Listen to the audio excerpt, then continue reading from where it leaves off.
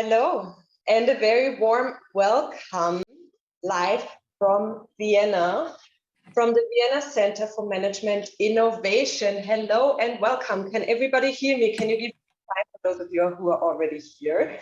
Yes, Rita, hello. Hello, Julia, Jon, Antje. So many people already on this call today. Thank you for tuning in. My name is Christine Poggiato, and I have the honor of guiding you through today's event, which is the digital of the Vienna Center for Management Innovation. So today we will hear a lot about how this center came about, what its mission really is, what the different initiatives are around this center. And we will have different, very inspiring speakers. We have, of course, Richard Schraub, the founder and president of the Drucker Forum, here with us today, live in Vienna. We have Johann Roos here with us too, live here from Vienna, from our center. We will hear an opening keynote from Michele Zanini, and we will also hear from Julia Kirby today. And so many more things, also how you as an individual can actually engage with the center yourself, no matter where you are in the world. So welcome, please come in and join us here. We will get started in just a few minutes. And while we are still waiting, maybe let's have a look who is here in the room with us. So please share with me in the chat where you're tuning in from. So I am, as you know, in Vienna, in Austria, and I would be interested to read from you where you open up the chat here. So I can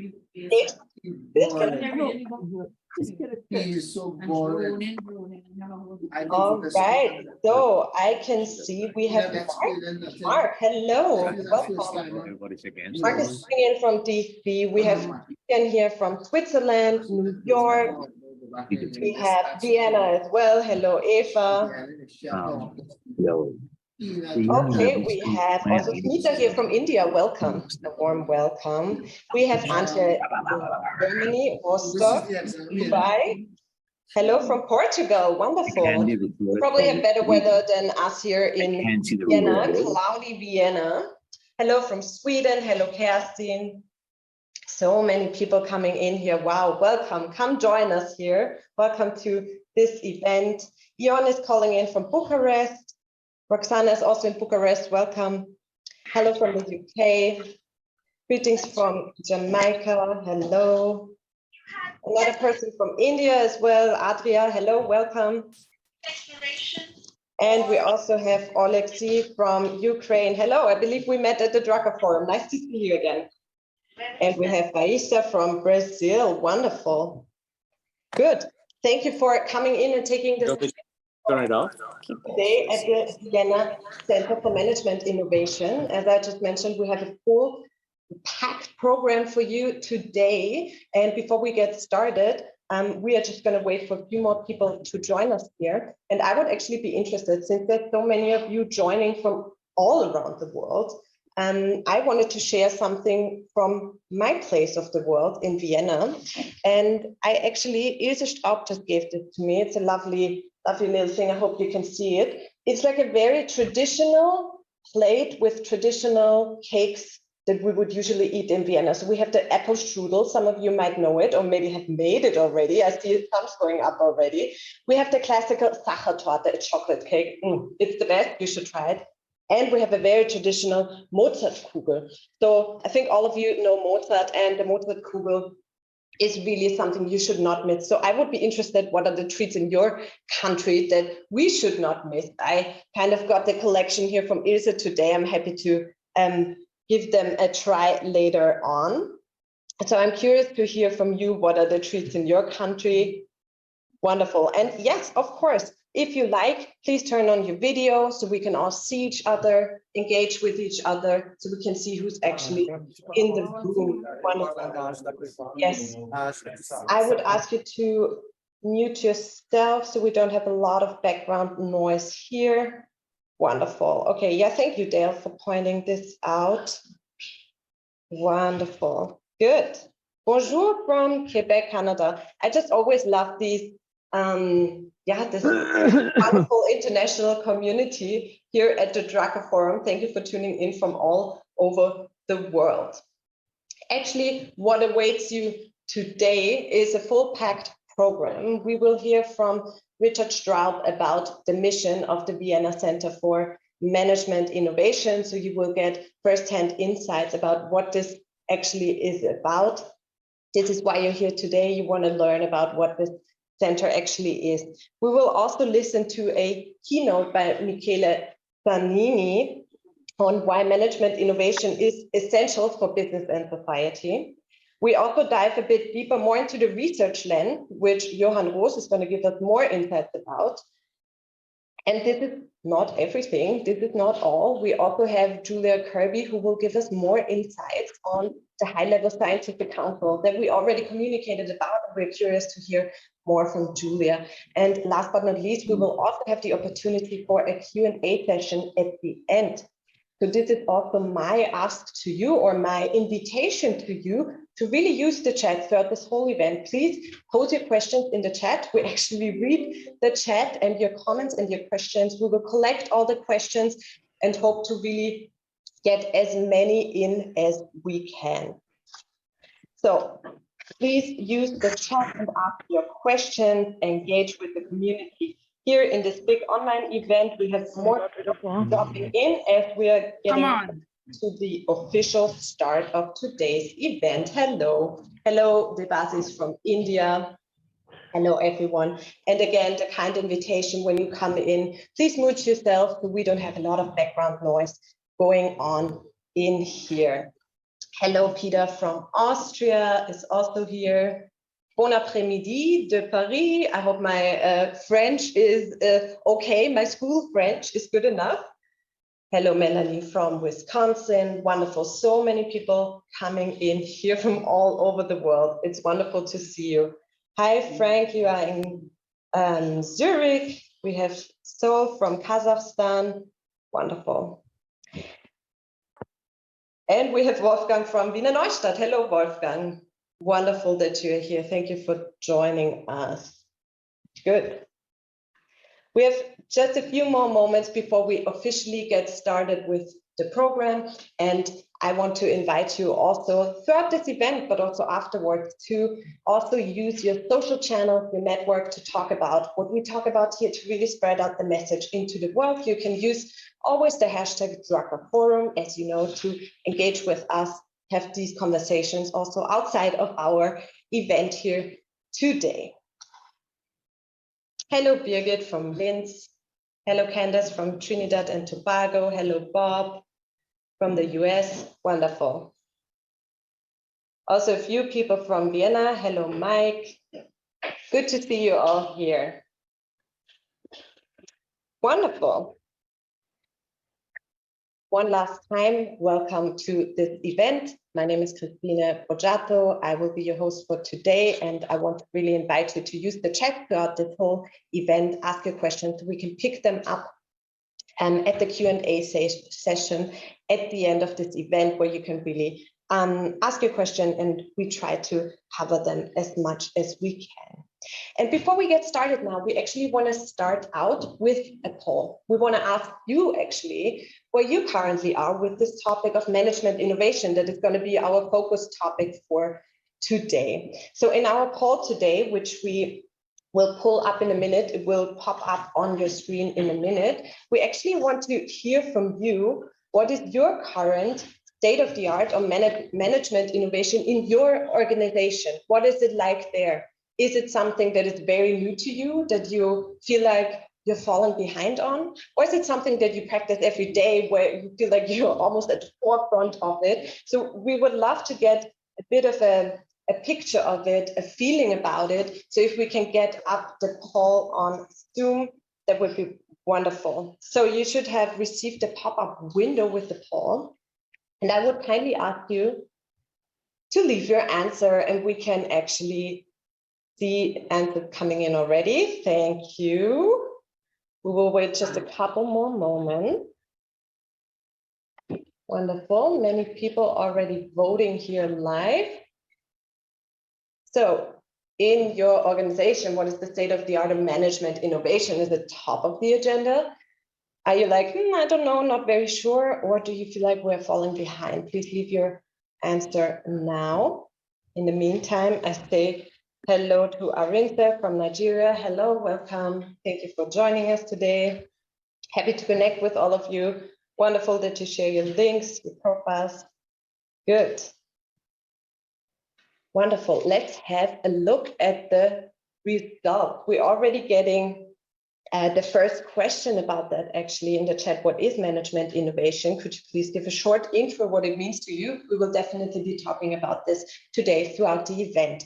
For now, we would be interested to see the result of the poll. So if we can get the result up, let's have a look what you say mostly. And I can see, all right, 59% say top of the agenda. Wow, that's wonderful. So we have many people here who feel like the state of the art is actually on top of the agenda, feel like they have it here on their agenda. I see 18% say don't know, not very sure yet, and 24% think we are falling behind. So it's wonderful that actually we can all connect together, learn from each other, and share experiences. So with this being said, thank you again for joining us here.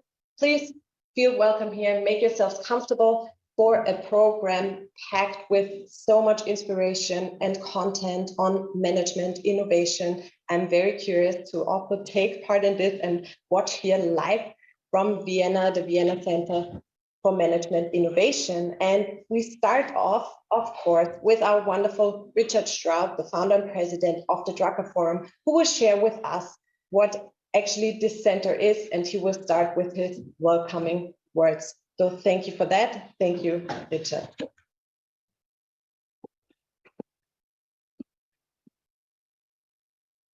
Thank you very much, Christine. It's a great pleasure to meet you virtually from, I can say, from our first physical center.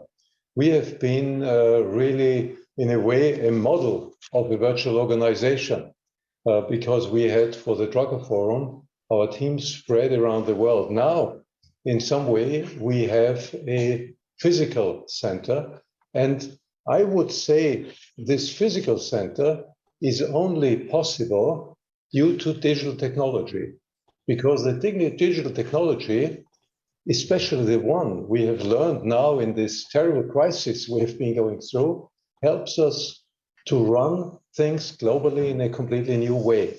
And that means I see a new form of hybrid where you have real centers, physical centers, but you can extend your reach digitally in new ways by having these interactions that we have all learned during the last years. Today, because I've been normally talking about the Drucker Forum, those of you who have been at the forum know that we came together because of the Drucker Forum. Today we have a different focus, but when I say different focus, you will see during this event that the Drucker Forum still plays a very important role in this context, and an absolutely vital role in this context. But I will come back to this later. So for now, it's just my pleasure to welcome you and to look forward to a engaging event with some feedback from your side. So thank you again very much for joining. And with this, again, over to you, Christine. Thank you, Richard. Thank you, Richard, for these welcoming words. And thank you all again for joining us today here. We are streaming live from the physical Vienna Center for Management Innovation here. And with this, I would actually like to open up our digital stage as well, because we don't just have the physical stage here today, but we also have a digital stage. And on the digital stage, I would like to invite our opening keynote speaker, Michele Zanini, and he is actually going to talk about his perspective on why management innovation is so essential for business and society. He's the co-founder with Gary Hamel on the human movement, and I actually can't wait to listen to his opening keynote. And again, I would like to invite you to pose your questions throughout his keynote as well in the chat, so we can use them actually in the Q&A towards the end of this event today. And here I can already see Michele is here. Hello, Michele, can you hear me? Hi, Christine, I can hear you great. Wonderful. Thank you for joining us here today, Michele. And with this, the stage is yours. All right. Well, thank you so much, Christine and Richard, for having me here. And it's so wonderful to see so many familiar faces who I know are very passionate about the topic that we're going to talk about today, as well as some new people as well who are part of this, growing community. And, I'm very thankful to have the opportunity to just share a few thoughts on what I think is, humankind's most pressing challenge, or at least one of them, creating organizations that are far more capable than they are, more resilient, more innovative, more engaging. And my thesis, which, Gary and I detailed in our last book, Humanocracy, is that the surest way to build these capabilities is to uninstall a legacy management operating system, one that is based on this kind of bureaucratic managerialist way of solving problems that we think is no longer fit for purpose. And to do this, we need fundamentally new management innovation. So if you'll indulge me, I'll just take a few minutes, 50 minutes or so today to just unpack a little bit our argument and try to leave us with a call for action, or at least what I see to be some of the most important challenges that we should all try to solve together. So let me see if I can share my screen here so that I'll make this a little bit more visually appealing than just you guys looking at my my face here. So let me just see if I can do this. Share screen. All right. So do you see my title page? Just Christine, just the people. All right, beautiful. So let's dive into it. And maybe the first thing that I wanted to share is an example that really got me thinking recently about the predicament we're in. And it comes from Yale University, one of the leading higher education institutions in the world, right? Yale has drawn attention recently for one interesting reason. They had an explosive rise in the number of managers, executives, and administrators the last 2 decades. And it's truly, truly remarkable if you look at the data. When teaching faculty has basically stayed largely unchanged over the last 20 years, but the number of people working in development, in finance, in HR, communications, legal went up more than 6-fold. So faculty used to outnumber these administrative roles 4-to-1 in 2003, and now administrators and executives and VPs outnumber faculty members. And this obviously has an impact on the budget. The 31 VPs that Yale has, which didn't exist as positions 20 years ago, now cost $14 million a year. But it's not just the overhead, it's the impact that these kind of executives, administrators, and the processes that they create have on faculty and students. And this is a professor of English literature who kind of is talking a little bit about the dynamics and what it does to the university. And this kind of egregious example just got me thinking, like, these aren't crazy people. In fact, they're among the smartest people on the planet, right, at Yale University. So why is this happening? And because Yale is just one example of many in university and beyond, and we can get into some of that later. And then it kind of hit me that, they're trying to solve a legitimate problem, right? They're trying to make campus life better, have a respectful climate inside among the student ranks. That they want to position the university in an increasing globalized and competitive academic world. So they're trying to solve legitimate problems, but they're kind of doing it with the wrong tools. They're doing it with the tools of management developed 100 or so years ago, which lead them to more rules, more processes, and more disempowerment. And Yale is really not alone, right? They're stuck, like many other organizations, in an outdated management operating system, which is programmed to produce these kinds of wasteful, disempowering outcomes. And let me back up for a second, right? Because we're talking about management, and management is, as I'm even mentioning, the notion of an operating system. And that's because, for Gary and me, management is best understood as a social technology, right? So it's a bundle of tools, systems, and methods that we use to do together what we can't do alone. And in fact, it's the social technology that allows us to manage complexity at scale. And as a result, it's one of the most important ones we have.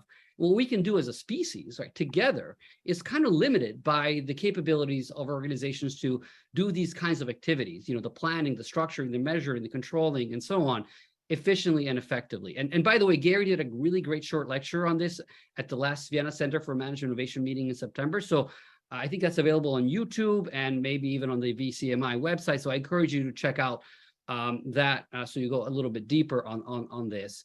All I'll say is that the current management operating system that we typically use in our organizations at Yale and beyond is something like this. It has these kinds of defining features, right? And I bet most of these apply to your organizations, if not all.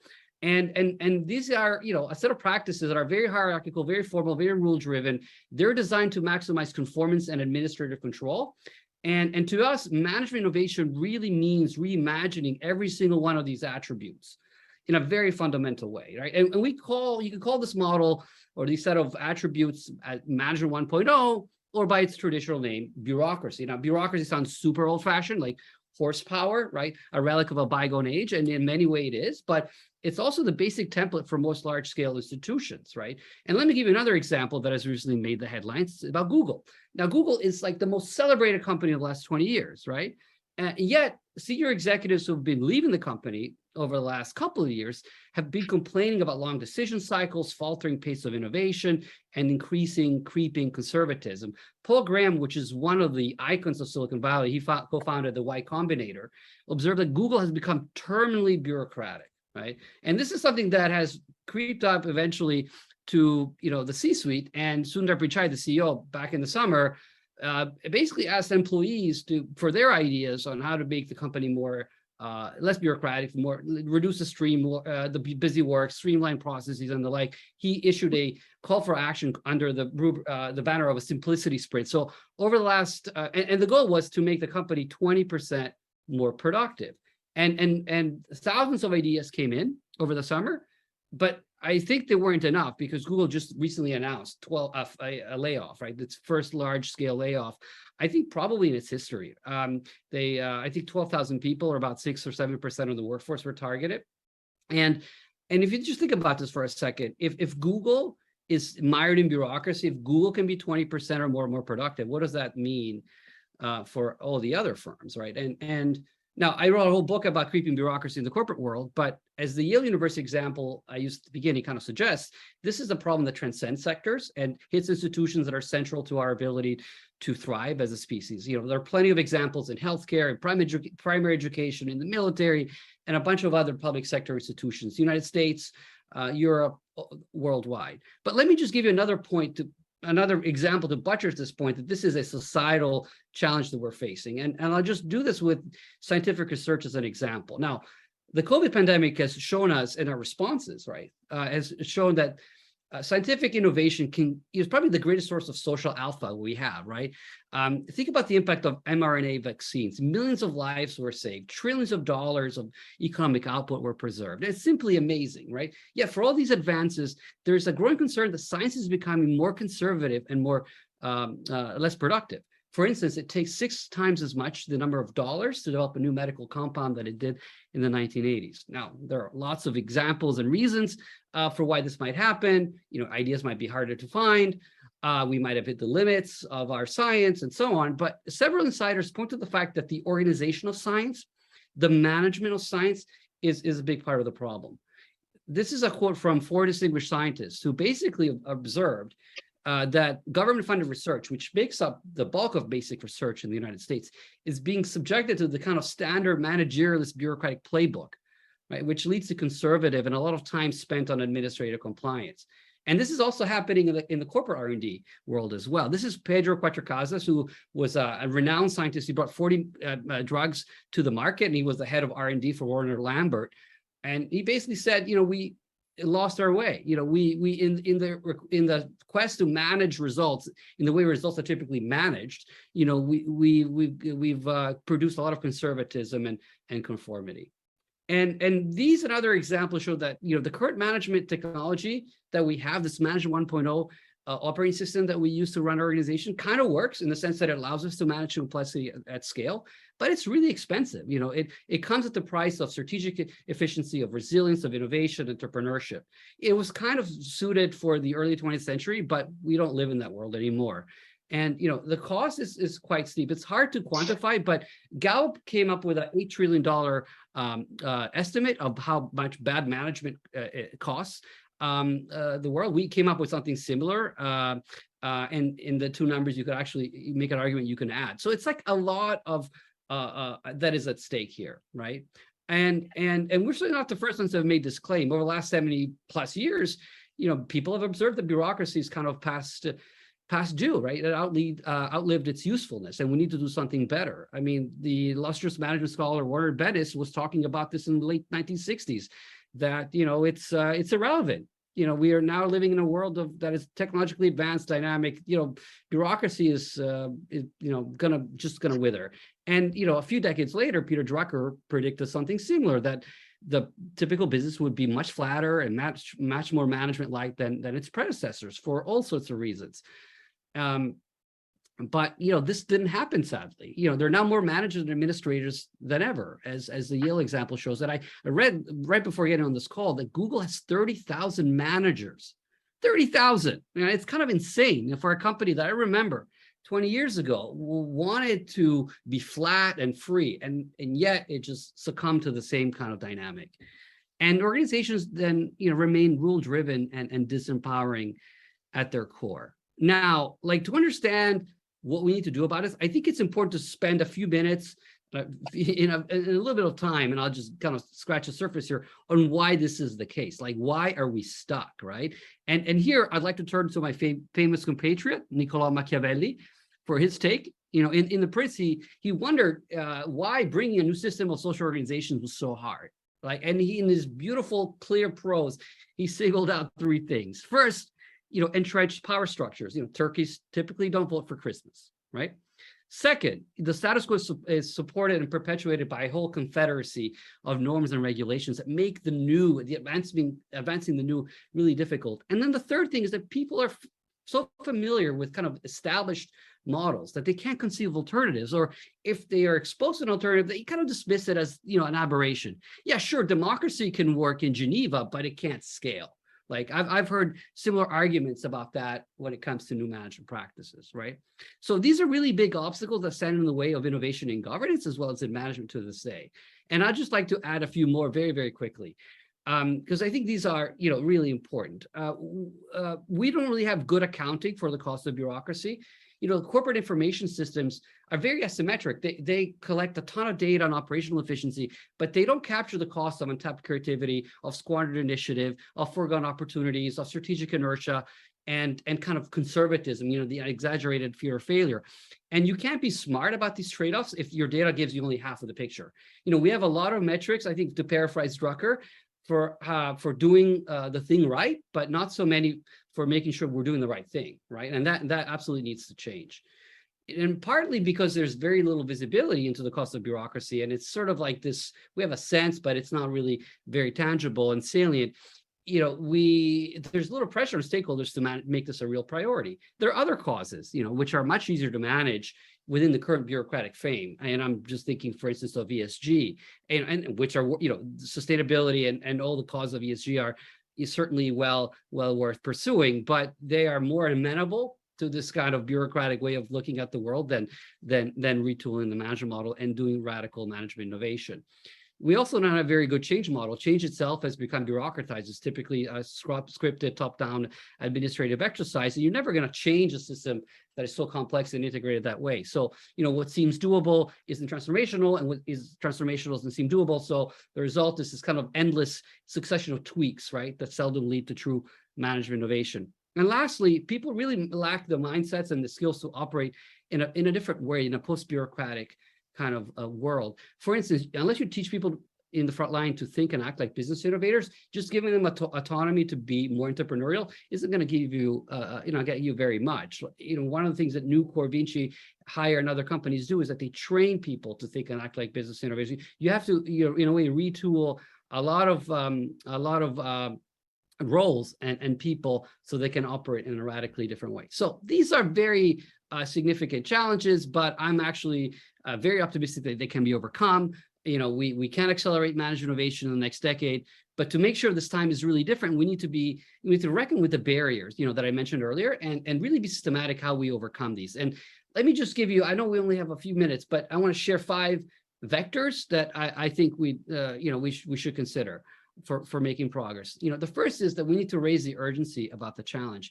If you look at successful movements in the past, you know, what they've done is that they tapped into an emerging area of concern and they pushed it at the top of the agenda by increasing awareness about the problem, by sparking really forthright, honest discussions about, you know, the costs, and by personalizing the cost in many ways, and also raising accountability, you know, higher expectations on the part of politicians, of investors, of stakeholders.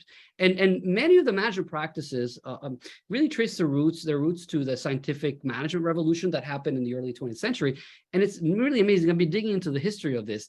At the time, there was this deep, broadly shared concern about social efficiency. Efficiency was seen as the path to justice and advancement in society. And scientific management provided a very compelling way to achieve that, to achieve efficiency at scale. So our challenge is, how do we make management innovation, the cause of resilience, of innovation, of dynamism, of entrepreneurship, how do we make them on par, you know, with efficiency back in the early 20th century? How do we make it on par with the 4th industrial revolution or climate change on the agenda?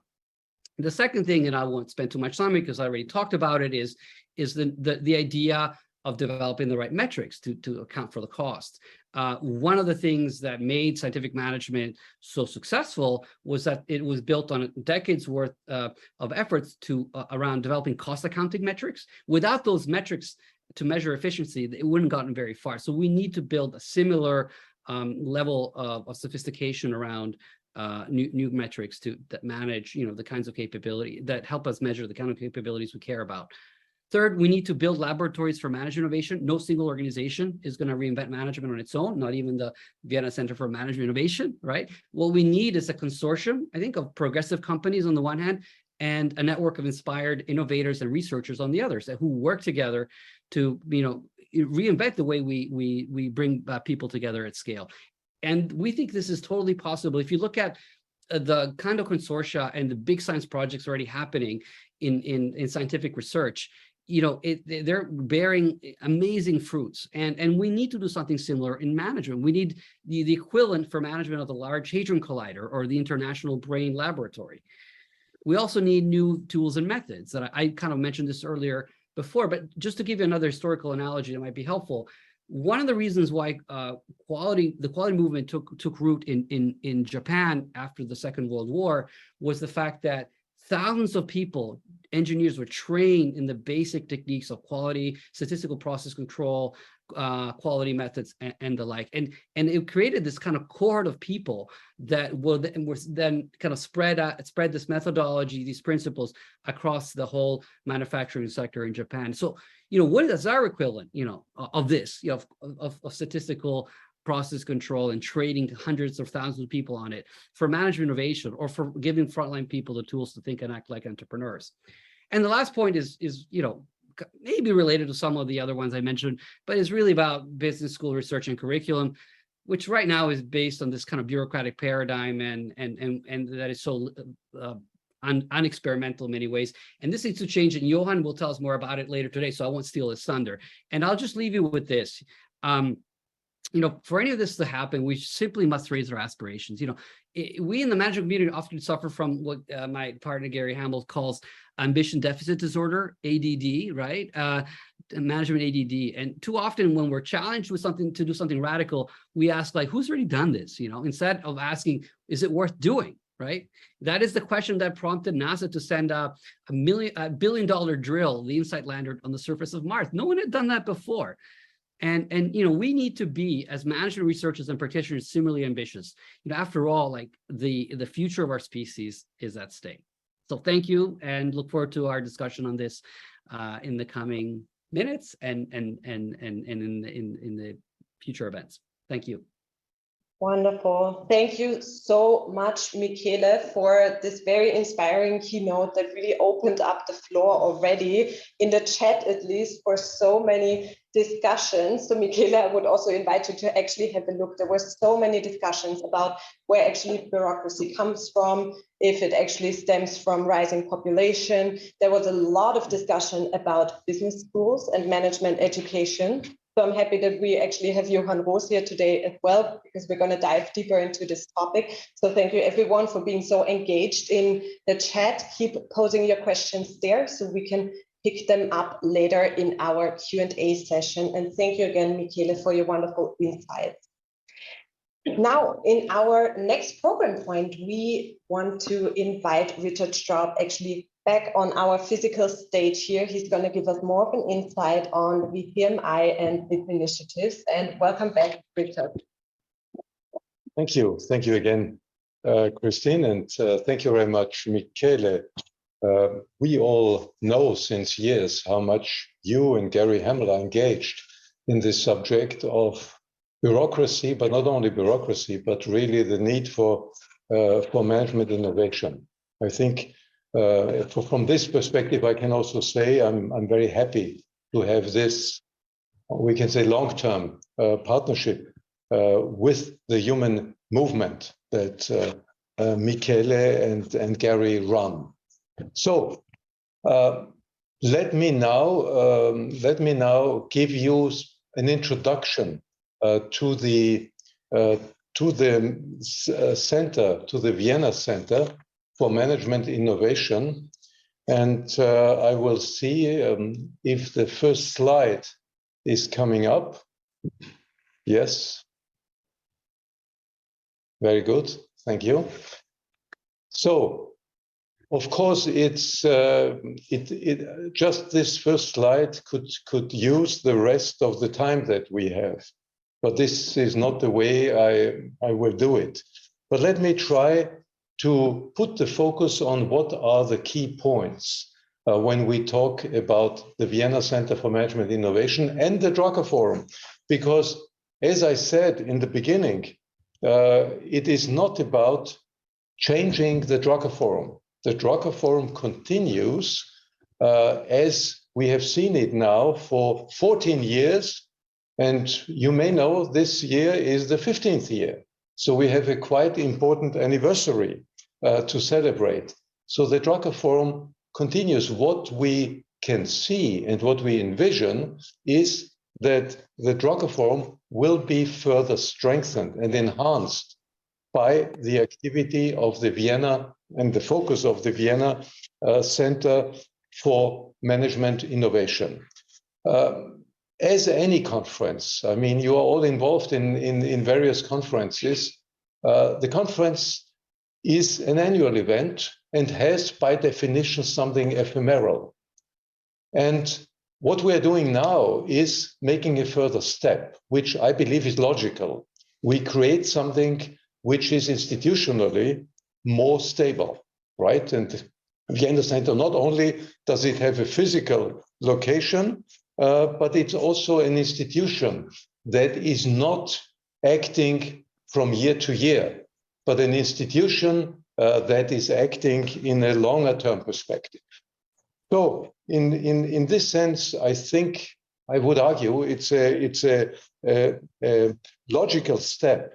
And when you look at this slide, what we see happening is that the Vienna Center will be providing emerging thought leadership, and not only best practices, but next practice. That's one of the challenges, and some of the programs that we will show to you today are going exactly in this direction. What are the next practices? Where are the things emerging? Where are the weak signals that we should recognize and realize early? I think that's a particular point. The other, I mean, it's like sensors, right? Having new sensors that will benefit also significantly the Drucker Forum. In terms of institutional side, we have for the Drucker Forum already for a long time the Program Steering Committee as an accompanying council. We have for the Vienna Center for Management Innovation now a high-level scientific council, and we have an international advisory board looking across this whole spectrum. So all is linked also by a joint governance. So the Global Peter Drucker Forum is not subject to the Vienna Center, neither vice versa, but they are linked together through a common governance. So in this sense, this gives you a first insight, and let me now move to the next slide, which shows you a couple of the programs that we are presenting to you today. Here it's coming up, perfect. Initiatives that we run. As a foundational statement, let me say this. I mean, Peter Drucker, the difference, one of the big difference that Peter Drucker made to many management thinkers, and in this sense, he's still a model, was his humanistic basis. He was based on a not only human-centric view, but also humanistic education, right? So for Peter Drucker, it was unthinkable that you can deal with the future if you don't know something about history. Today is no longer so clear for many, but I think we are here to remind people, and this is a key legacy of Peter Drucker. So history and the intellectual culture of Vienna has something to do with that. And this is Vienna of the early 20th century. It was a melting pot in an unbelievable way of various, of the best thinkers in the world at the time. And Peter Drucker grew up there, and you can tell. So in this sense, this is like the grounding of it all. And on this, we want to build programs, and you will specifically hear about research as a special point, because research is a new area. We have, as a conference, we haven't been focusing on running our own research. And I think it's very important that we are now creating the capability to engage with research, but in a new way, as you will hear. We also, when I come back to this historical view that I just mentioned, we also take up an old tradition, which was extremely dear to Peter Drucker, the salons, the Vienna salons. Because you may know that Peter Drucker said, even in his autobiography, he said, when he was allowed at the age of 14 to 16 or so to participate silently in the salons that his mother organized, he said, this was the most important education that I ever got. This was my education, because it gave him a view, cross-discipline, and in a way, a holistic perspective of the world. What we miss today, and this is why I think the Vienna salons, to take this tradition up, is a good thing to do, and it's a time to do that.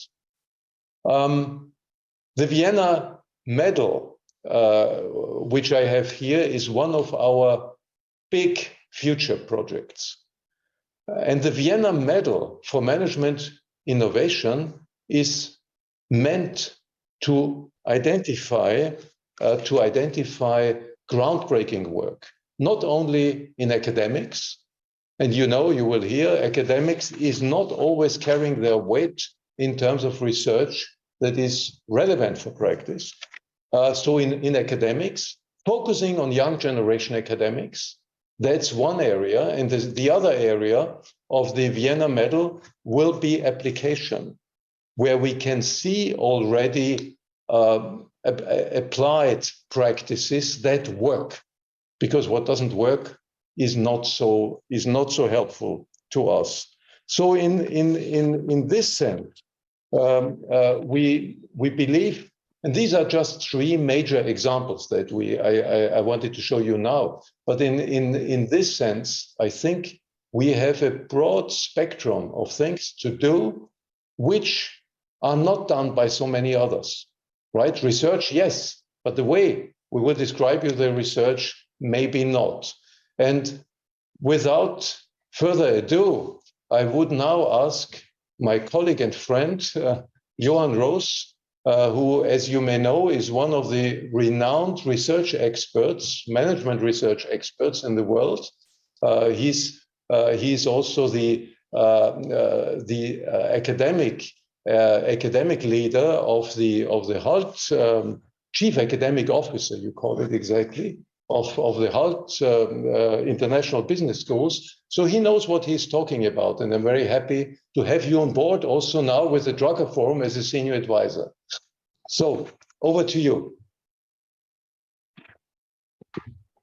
Thank you, Richard, for those kind words, and welcome all of you. It feels like you're in a sort of global Eurovision Song Contest type of environment where everybody's saying hello here and here. Fantastic. So I thought I'd just continue where Richard left off, namely to say a few extra words about this notion of research. I'll start by saying about 60 years ago, as many of you know, two American big institutions made some real damage to our field. That's a very unfriendly way of saying it, but it's to make a point. The famous think tanks, I will not name them by name, created sort of some analysis and some ideas about research in our field or business schools in our field, educations in our field, not being enough scientific. Too much practice, too little theory. Too many cases, too many quacks, they even said, doing this. So this had tremendous consequences for reorientating research in sort of the business field towards the science. Some people will say it caused physics envy, but it actually had tremendous impact. And you can say that philosophically, there's two kinds of research here. One is sort of based on the logic of that the world is given and you will uncover the truth and you unleash the power of mathematics and statistics on numbers to find that truth. And on the other extreme, you could say that is not perhaps only one truth, but many truths, and you interpret and you learn through experience what works in different situations. The work that has been done over the last 60 years or so have been very biased towards the former, none the least for those influential think tanks' ideas about what business education and business research should be all about. And we have some ideas about how to change that or how to get it back, you can say, on track.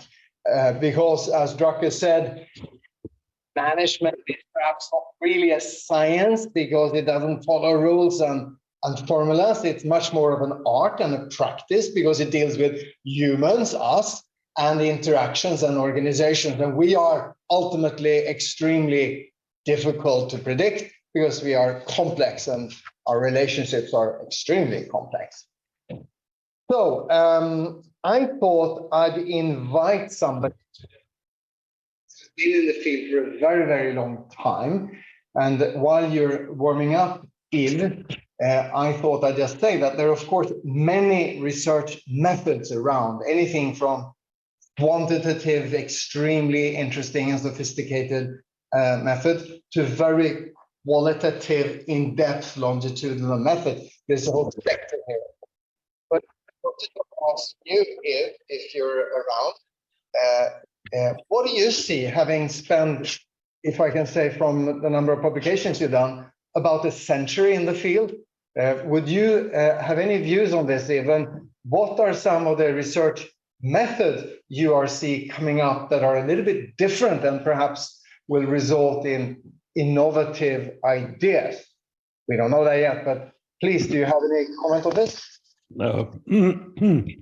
Yes, well, thank you so much, and I'm delighted to join you. Can you see me and hear me? Yes. All right, good. Well, I'm going to share a few personal observations from my own experience, perhaps. I mean, first of all, it seems to me that when you look at where management research has made progress, it was always around the conjunction of two problems, or perhaps the same problem seen from two different perspectives. There is a problem of management, the problem of practice. There is something that is required, something that needs improvement. And on the other hand, there is a theoretical dimension to it where there is also something that needs improvement because the current theory or the existing theory failed to explain or failed to address and even more failed to resolve the problem. So if you wish, it's this encounter between a very practical problem and a theoretical one, which I've seen has yielded good progress. If one of the two is lacking, then you don't get good research. You fall into the trap of having the appearance of scientific research and so on, but on a non-existing problem. Or you fall into something which can label itself research, but is in a way much more consulting or advising.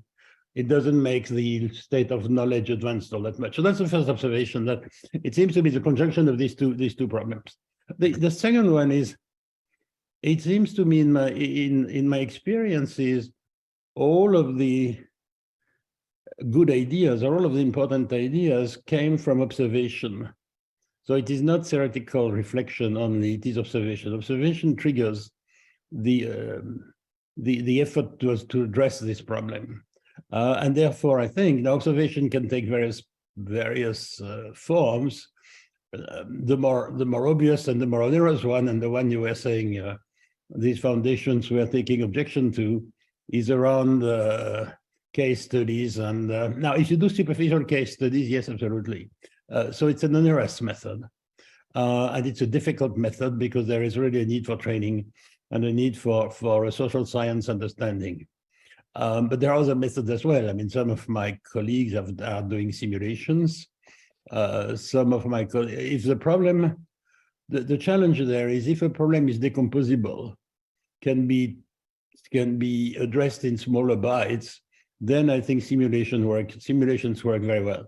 The problem with real life management problems is usually they are complex and they cannot be decomposed into sub problems. So, but there is observation in all cases. Whether the observation is the phenomenon at work, the problem as it manifests itself, or perhaps a rendition of that problem in a simulation mode.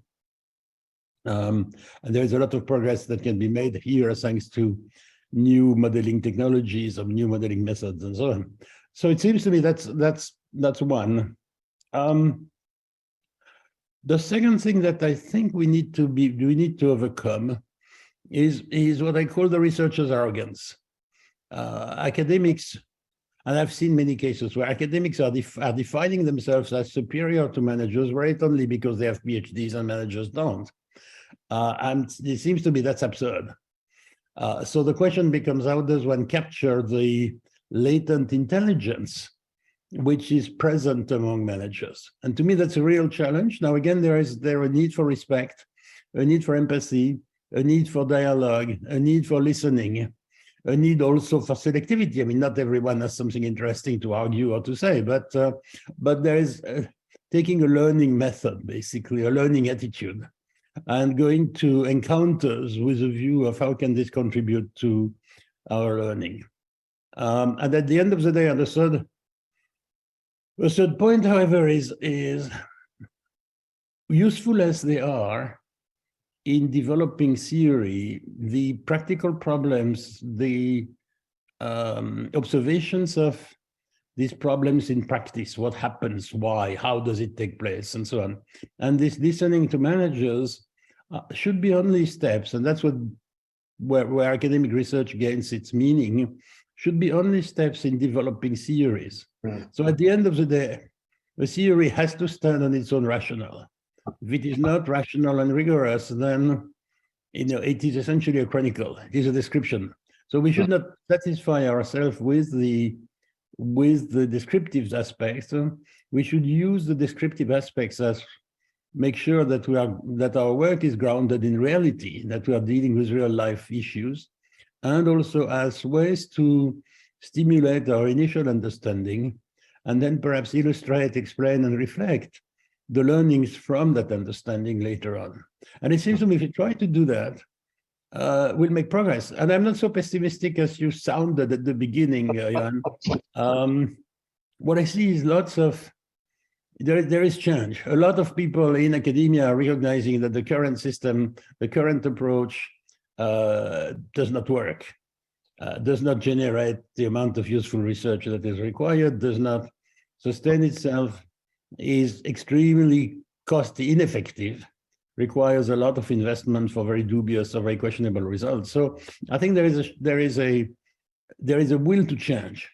However, there are very strong traditional positions. I mean, I was shocked by your Yale or the Yale introduction, for instance, or Michele's Yale introduction.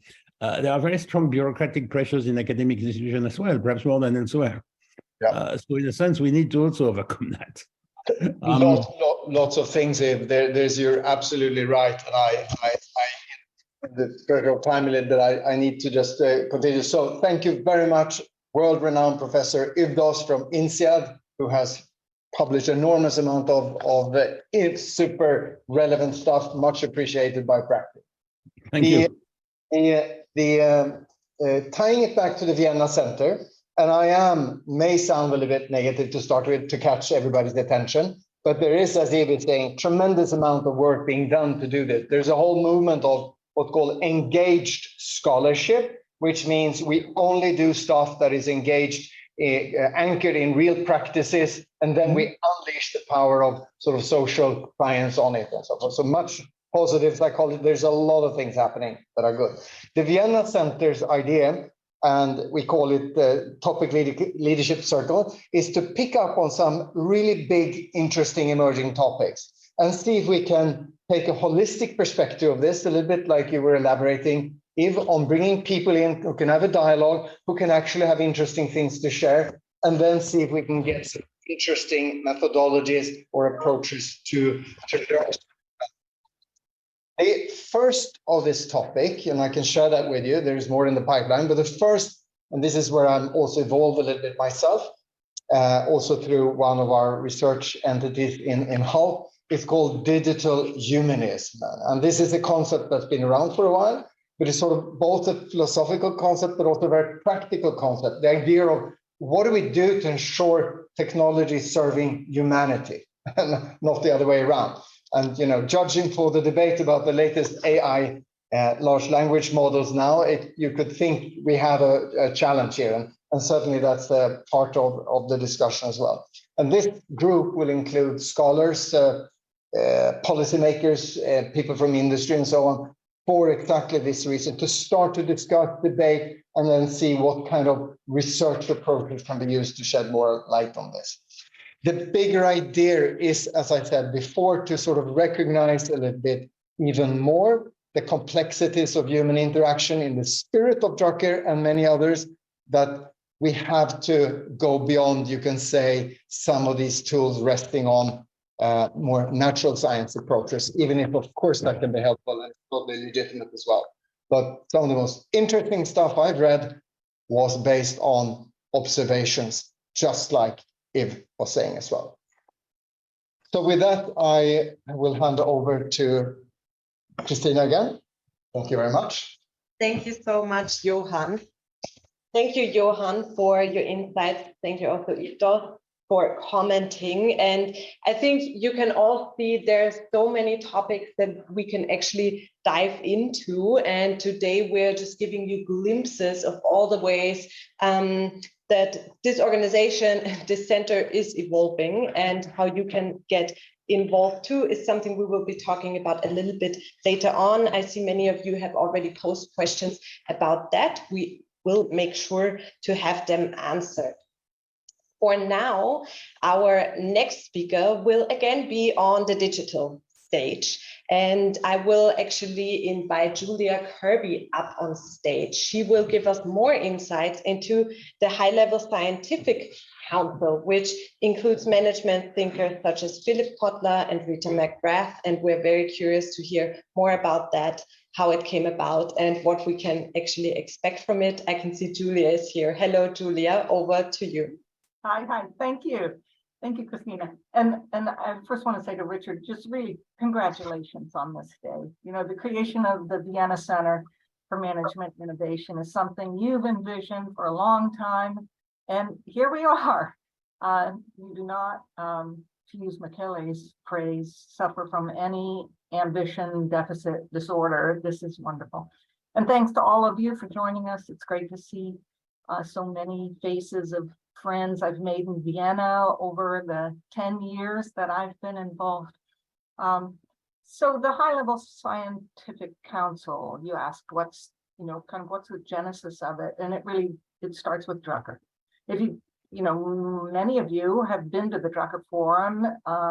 If you have, you might have heard us say, because we say it pretty often, that the purpose of our work is not to teach what Drucker had to say about things, but rather to carry on in the spirit of Drucker, addressing, the management issues of our day with the same kind of forward-looking and human-centered and multidisciplinary approach that he always used.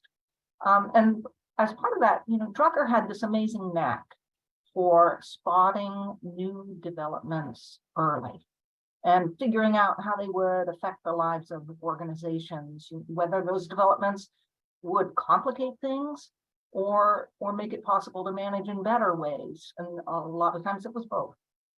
For example, he was the first to, in the management realm and kind of in the social sciences realm more broadly, to emphasize demographics, including, the age wave in mature economies and the rising middle classes globally that would reshape the economic environment. And he saw how a rising Japan would disrupt industries in the West. And he saw very early too how quickly information technology was advancing and how central it would become to businesses. And of course, he coined the word knowledge worker because he saw a massive shift going on in mature economies from manufacturing to services and to knowledge intensive organizations. So people always marveled at this talent of his, and they would say, it's like he can see the future. But Drucker's response to that, and this is a direct quote, was, "I never predict. I just look out the window and see what's visible, but not yet seen." And he was so knowledgeable about the past and about the current world around him that when something new and potentially important appeared in some small way on the landscape, he picked up on it. And then by fitting the things that he noticed into a pattern, he could see the next steps and how things would continue to unfold. Okay, so if you're trying to carry on in the spirit of Drucker's work, which we are, if you're trying to bring a new set of innovations to how management is practiced, how do you emulate that? How do you do that part of the process? How do you see what's not yet seen, but that leaders and managers need to be prepared for? So in our case, we know we need a little help from our friends to do that.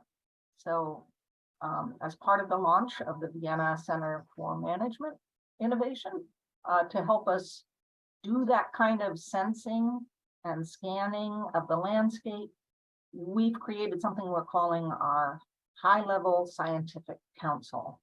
And this is a group of people who each of them themselves have shown over the years that they are very good at seeing what's new out there and sizing up how it will matter. So here are the 14 people.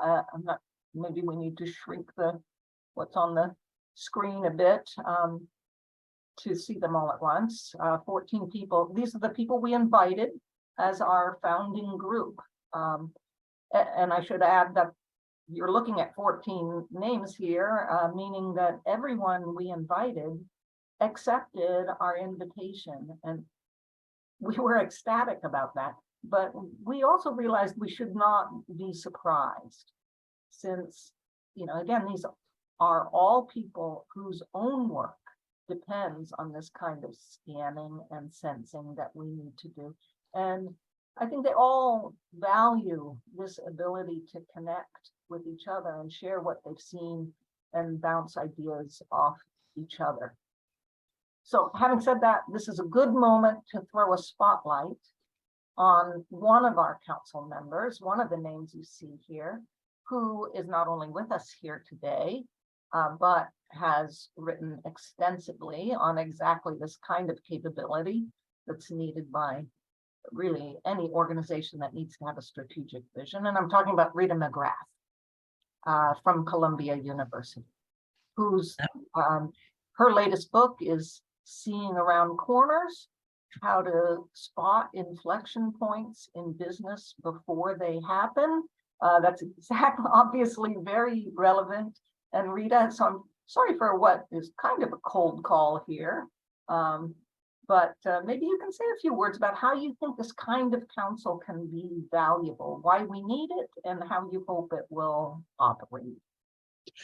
Well, the spread of good ideas is always a function of what networks of human beings are talking about them. And I think a lot of what Drucker brought to the table, as it were, was this ability to really step back and take time and think. And, when I think about managers who miss important things that are happening, it's not because they're not evident. It's not because the data aren't there. It's not because the phenomena are not visible. It's because they're so busy. They just have so much on their plates that they're trying to deal with that they just miss it. Their heads down in their email, in their meetings, in their whatever. And so I think the benefit of a council like this is you got people who actually have time to think and share their impressions and share their ideas. There's one other thing that I'd like to add to the conversation about, theory and practice. And one of my mentors, the late Ned Bowman, had this wonderful way of talking about this. He said, if you think about theory building, there's 4 things a theory does. You can describe, you can explain, you can predict, and you can control. And where academics have tended to focus is the description and the explanation, and where consultants and practitioners have tended to focus is the prediction and control. And those 4 I'm things. fine, thank you. And you? So I think if you think those. If you think about where academics can play, it's taking it all the way through that pattern that I think is so valuable. So I'm really looking forward to the conversations. Well, I mean, we're looking forward to them, and in fact, we've already had one. What you just described is kind of exactly what we're trying to do. I love your image of the manager that is head down, studying what's the crisis right in front of them, or the operational problem that they're trying to solve. And the reason I love that is because it's an image of someone who's not lifting their eyes and looking out their window. And so that kind of shows why Drucker's phrasing there was kind of so apt. So multiple times a year, you and the rest of this group will convene, and in response to sort of prompts that we provide, everyone will surface things that have caught their eye, new problems or new solutions that may end up having big implications for management. And the group will collectively find patterns connecting those dots and considering them together. So since I've got this fantastic group of listeners right now and very engaged people I see on chat, can I just put out a question to you, which you don't have to answer immediately, but at some point here before we log off? Like, what kind of prompt do you think would be good for this group of 14 people, to some question that given a week or two of time would get the gears turning in their head and get them to bring interesting things to share with each other? I would love to know how you would phrase the ask to the high-level scientific council. And so all of this will be vital input to not only the program of the annual Drucker Forum, but of the larger agenda of the Vienna Center for Management Innovation, because it's going to inform the research and the salons, and also that groundbreaking research and practice that we want to celebrate and shine a light on. So with that, I think I can wrap up my comments and thank you. Thank you so much, Julia. Thank you also, Rita, for commenting and sharing your experiences. Thank you, Julia, for sharing how everything came together and what the current state is. And I believe it's a great thing to host this question actually to everyone who is here, to the whole community. Some of you were asking in the chat already about how we also plan to innovate, and I think involving the community is definitely a big aspect of it. So we are happy to hear your thoughts and comments as well. I thought there were already some questions coming in, which we will pick up later on. For now, we want to invite back again on my physical stage Richard Straub and Johann Roos, who will give more of an idea to you, more practical. What can you do now actually to get engaged with the Vienna Center for Management Innovation until we then can pick up your questions that should be answered for sure. So thank you. Welcome back, Richard and Johann. Thank you. I will start it off. Johann will join me in a moment, but I think we have a small studio here, so we want to optimize the way how we use it. But let me just start off and about this question, which I think those of you, I mean, you have shown you have a real interest because you spend time with us. How can you actually engage with us? And what I'm telling you and what you see on this slide, now you have it there. It is, of course, work in progress. We are trying in some way new management ideas that we are not trying to have everything perfectly ready when we start, but we are sort of starting it with experimenting, trying things out, working with partners to see what works best, what maybe we have to change, learning all the time.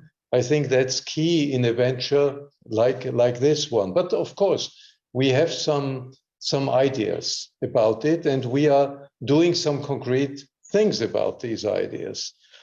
When we talk about engaging, of course, it's essential. If you want to achieve something, we need important institutions to join. That's certainly vital. And as you all know, if important institutions engage, or to make them engage, they need to have skin in the game. It's not just something where you are lightly, but you must commit in some way. That's very clear. So we are talking to a number of institutions, obviously, already, and I expect in the first half of the year some results. But the nature of this endeavor makes it necessary, and I think warrants in a way, to have a broad basis. And I think, by the way, that's a strength we have at the Drucker Forum. We never were dependent in any way on single partners. We always had a quite broad basis on partners, strategic partners of the Drucker Forum, and we want to do the same here. We think it needs breadth, and we have, when you look at the list that we have there, is foundations, obviously, when you think about research, think tanks, think tanks who are really worried about this subject, and academia with all the potential that academia still has in this field.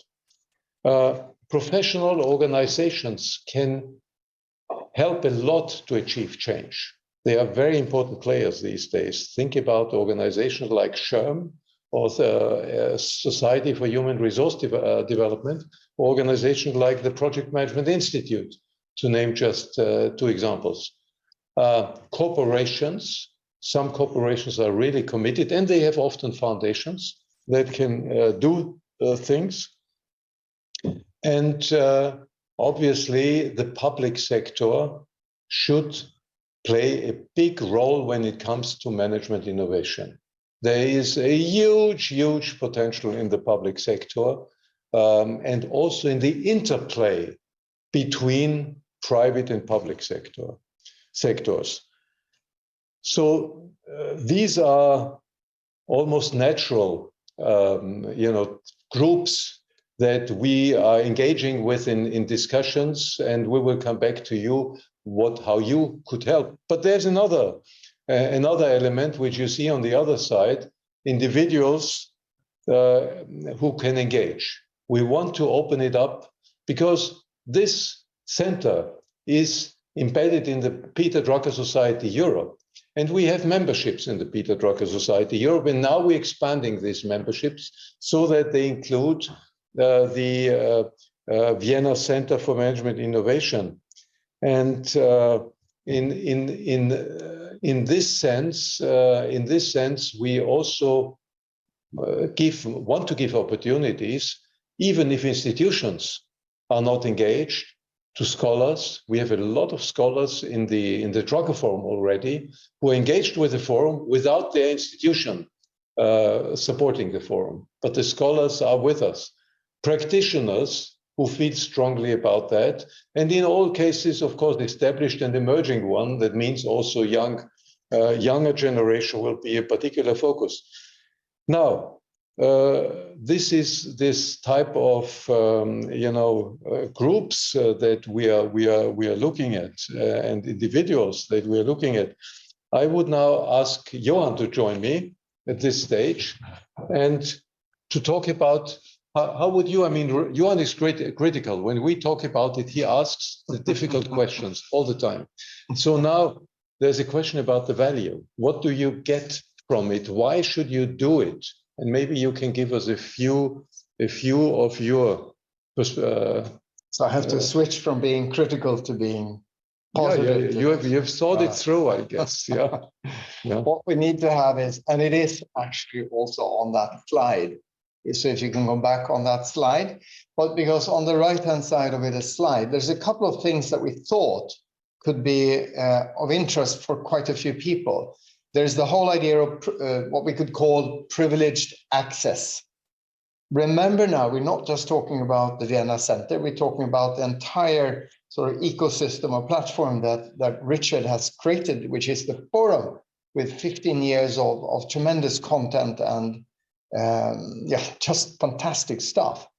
But it's also what's being developed, of course. There's also the whole idea of network and the community that's being building. To be part of that is astonishing. My first time, I think, was about 10 years ago when I joined the first Drug Corps, and that community has been tremendously interesting. I made many friends and professional friends through this community, and I think it's the best conference that I have ever attended in this field. I think that's very important, and there are sort of sub-communities emerging, and there's things happening among these many people that are involved. A third thing is, of course, that we're looking for expertise.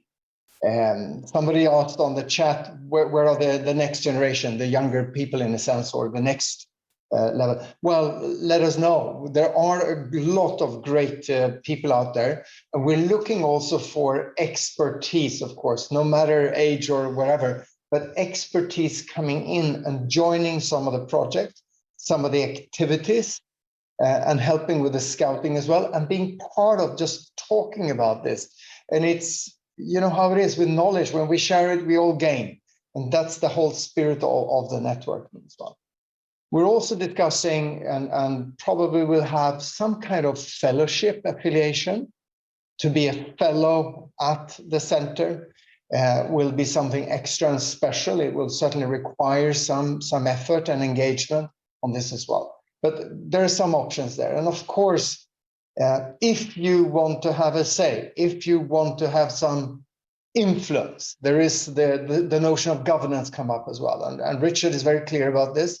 A little bit of skin in the game, and you can also be part of the governance model of this. So I think it's also a bit part of this idea of creating something bigger. Remember, this is not starting from scratch. It is starting with Richard and his team that has built this for now the 15th year. It is a movement, something that is happening, and there is a value to be part of that, we think, at least I think. Thank you, Johan. You're welcome. Thank you. Yeah, I think you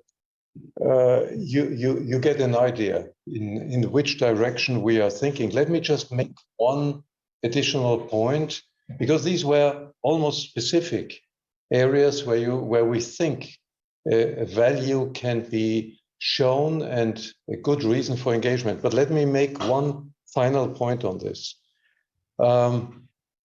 I think the big motivation when you think about the importance of management, as Drucker has defined it, is that you want to have impact. You want to, I think we all want to do something which really has a positive impact on the world. I would say there's almost a competition currently going on in many fields. Who has a better positive impact on the world? Who is better in saving the world? I think management provides you with something that is immensely important, because you are going to capabilities. You're not discussing the individual issue. You are really talking about capabilities which support achievement, collective achievement in new ways in a complex world. And if you think about the current initiatives that are going on, and this is why we are not just talking about business, but we are talking about all institutions in society. When you think about that, how much waste, how much failure, how much institutional dysfunction you can see there, the opportunity is just immensely big. And I think that's a great motivation.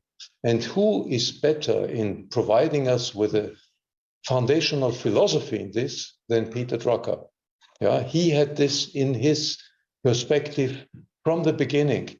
And because we are going to the Q&A now, but I would like to end with one quote of Peter Drucker, showing this. So so here are the key points that he made, and I think it's long ago that he said that, and he realized that early in his life, and then he repeated it when he was already over 90. And he said, early on, I realized that management has become the constitutive organ and function of society, of organizations. That management is not business management, but the governing organ of all institutions of modern society. Business management has a particular role because they are the vanguards in some way. They can show the way. So in this sense, I believe, for me, when I say, for me, I can say this is a sort of calling that I can feel, and I think my colleagues can feel.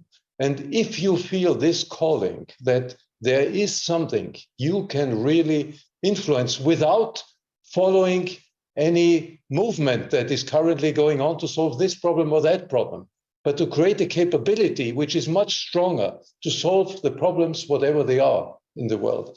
In this sense, I hope we can get your interest and at some point your engagement, and we will show you more what the next steps could be. Thank you. Richard, maybe I can invite you to stay with me on the stage for a few more minutes. Exactly. Thank you for these insights. I think many of you now got a bit more of a concrete idea of how you can get involved with the center here and what the different possibilities are. We got a few questions in that I would like to touch upon in these last few minutes that we have. So it's good that I have Richard and Johan here on standby. They can jump in and help you with these questions. So Richard, maybe I can get you in for this first question that Dale asked. How do we participate and become involved with the advisory board and council for the VCMI? You just mentioned a few things. Do you want to say something to that question again? Yes. To get involved, and as in the way how Johan described it, to be close in a way, not to be a member of the board, because that's obviously a different process.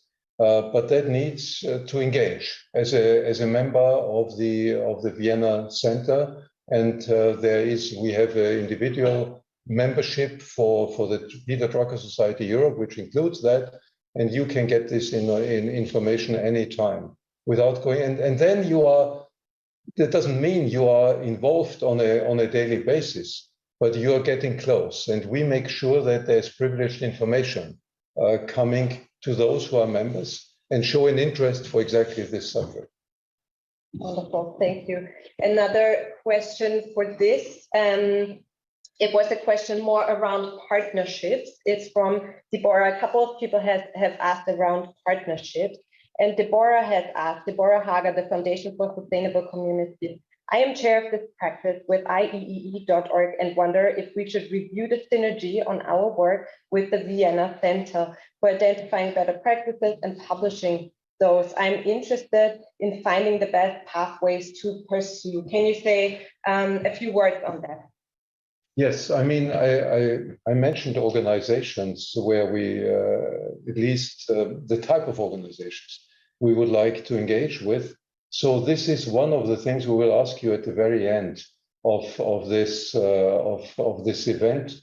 You will get an address where we ask for your input, right? And so if there's a specific idea, because as I said, the institutions are vital, because if we don't have important institutions joining in, it's quite challenging to achieve a lot.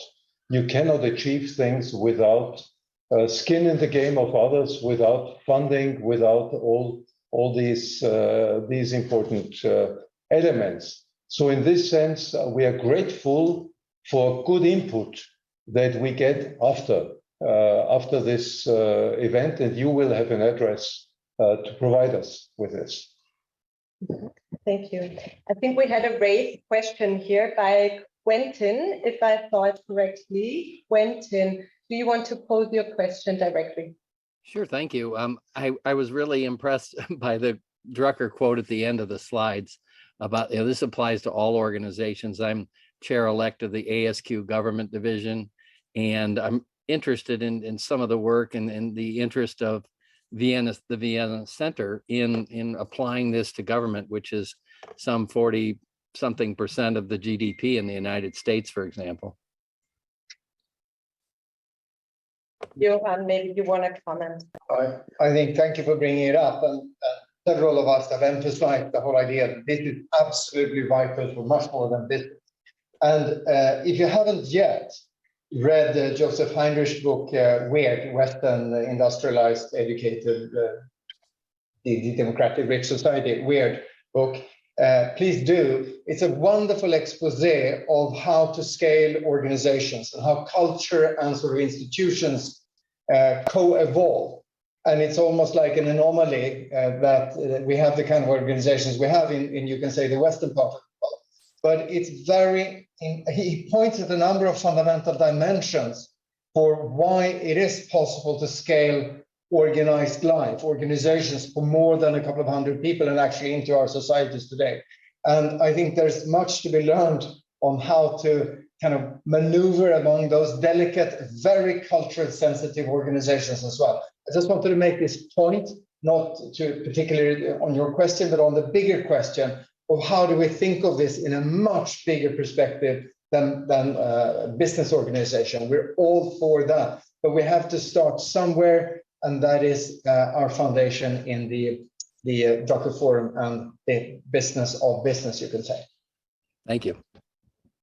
Wonderful. Thank you. We're moving back and forth here in our physical small studio. So thank you for being with us. And I want to take another question from the Zoom audience here. We have another raised hand here by Annika. Annika, do you want to pose your question directly, please? Absolutely, sure. So we are some people in the forum that are also working actively and very engaged in the ISO work, the ISO management system for innovation. The new standard is planned to be released in 2024. So you can imagine that the work is very active right now. My question is, would it make sense to maybe link that knowledge to the Vienna Center, so at least we are aligned with what's going on with the international standard, prepared and will released by ISO. Richard? Yes, I mean, I think one of the features and one of the characteristics we must have is openness.